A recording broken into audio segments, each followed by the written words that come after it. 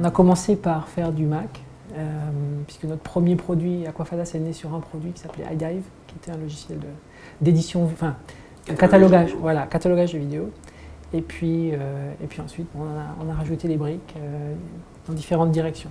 Nos logiciels historiques de vidéo sont ceux qui ont été le moins maintenus et sur lesquels on remet un peu un focus sur Mountain Lion notamment, puisqu'il y a beaucoup de choses qui ont changé sur le Mac. Donc il faut qu'on les remette un peu au goût du jour. Il y a des logiciels qui ont eu par contre une évolution plus régulière, des logiciels comme Bannerzest qui a été mis à jour régulièrement, qui continue à être mis à jour, et une nouvelle version va sortir bientôt avec des grosses nouveautés.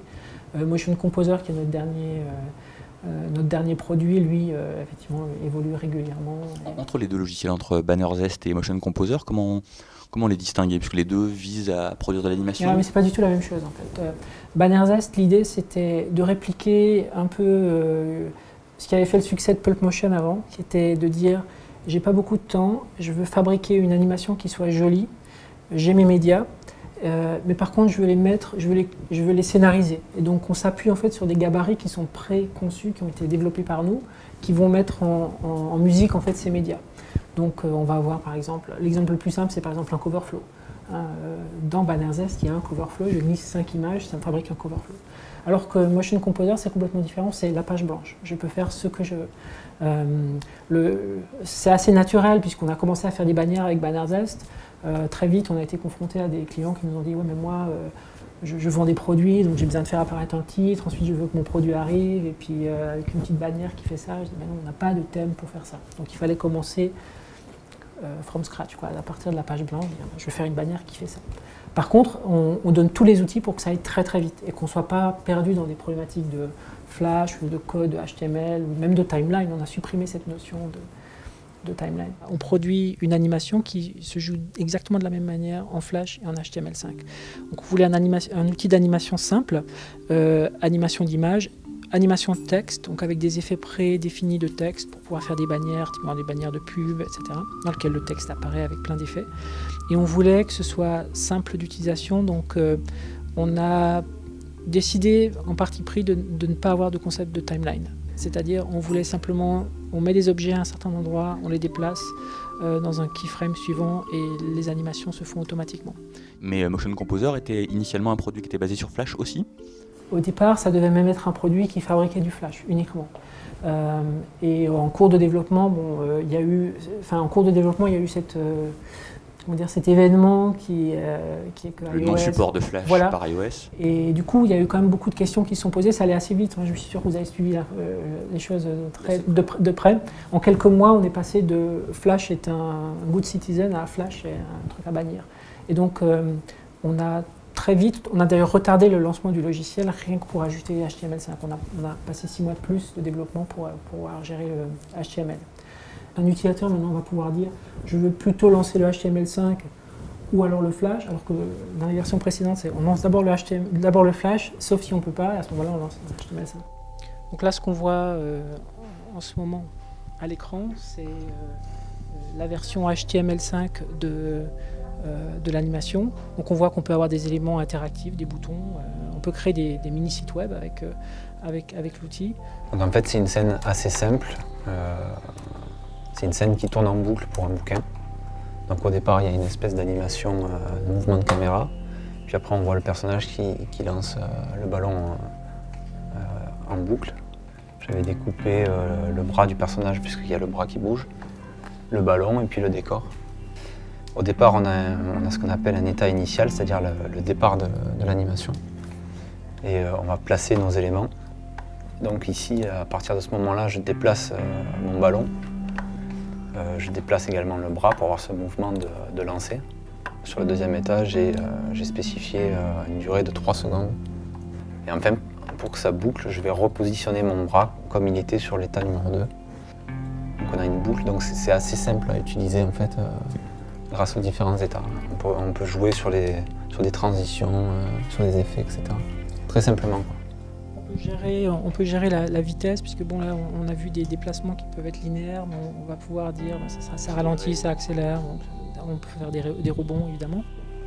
On peut tester en fait les différents effets de transition entre la position de départ et d'arrivée. Donc ça s'applique directement sur l'état en cours. Alors tu as une position exactement cruciale pour nous dire les avantages et les inconvénients des deux plateformes en quelque sorte, savoir ce qu'on peut faire en HTML5 qu'on ne peut pas faire en Flash et vice versa. Comment tu pourrais nous résumer cette problématique? Disons que Flash a résolu le problème de la fragmentation en disant c'est une machine virtuelle qui vient sur tous les navigateurs, sur tous les OS et qui dit au-dessus de moi tout se comporte de la même manière.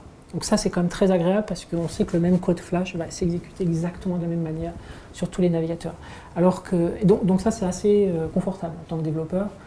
HTML5 c'est compliqué parce que en fonction des navigateurs déjà c'est pas supporté sous IE, sauf IE 9 et encore dans HTML5 par exemple on a un gros problème sur tout ce qui concerne les animations 3D, les CSS animations qui sont supportées dans WebKit et qui ne sont pas supportées de la même manière entre iOS et macOS, donc une même animation risque de bien marcher sur iOS et pas sur macOS ou vice versa.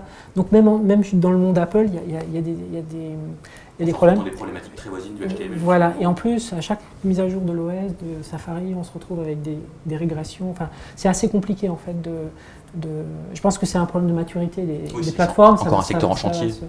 Voilà. Mais lorsqu'on en fait son business et qu'on travaille dedans, c'est un peu compliqué effectivement d'être toujours de garantir que ça va fonctionner tout le temps.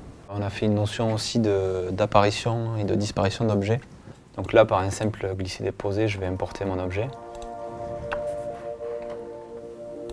Donc je peux le resizer, je peux le placer où je veux. Donc si je le mets ici, je peux par exemple lui indiquer qu'il est invisible. Donc je décoche la case visible dans les réglages. Je vais créer un état suivant. Et là, dans l'onglet effets spéciaux, je vais pouvoir lui ajouter un effet en fait. Donc j'ai la possibilité aussi d'avoir plusieurs effets prédéfinis. Alors sur du texte, on peut effectivement faire ce même genre d'effet en choisissant si le texte est décomposé en mots, en phrases, en lettres. C'est un peu la raison d'être du logiciel au départ, c'était nos clients qui utilisaient Bannerzest pour créer leur bannière voulaient être capables de faire ce genre de choses. Mettre du texte, et puis ensuite faire apparaître un logo, une image, un prix, mais de façon complètement contrôlée.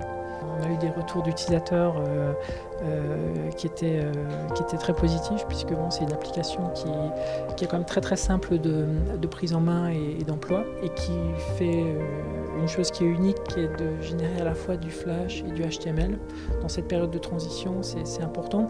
Je dirais que pour nous, c'est même encore plus important, puisque beaucoup de ces animations sont destinées à être mises dans des magazines. Et donc le fait de pouvoir, par exemple, générer le HTML permet de voir l'animation, on le verra tout à l'heure dans un iPad, mais en même temps je vais pouvoir mettre cette même animation sur le web, et à ce moment-là j'aurai la version Flash qui se jouera, simplement parce que l'animation est hybride. C'est toujours cette idée de pouvoir adresser tous les médias en fait, à partir d'un même outil. Motion Composer s'intègre extrêmement bien avec notre chaîne de Digital Publishing, puisqu'on a un composant qui s'appelle Motion Composer Connect qui permet de prendre une animation et de la mettre dans une page de magazine par exemple, et de créer des liens entre le contenu de la page et l'animation.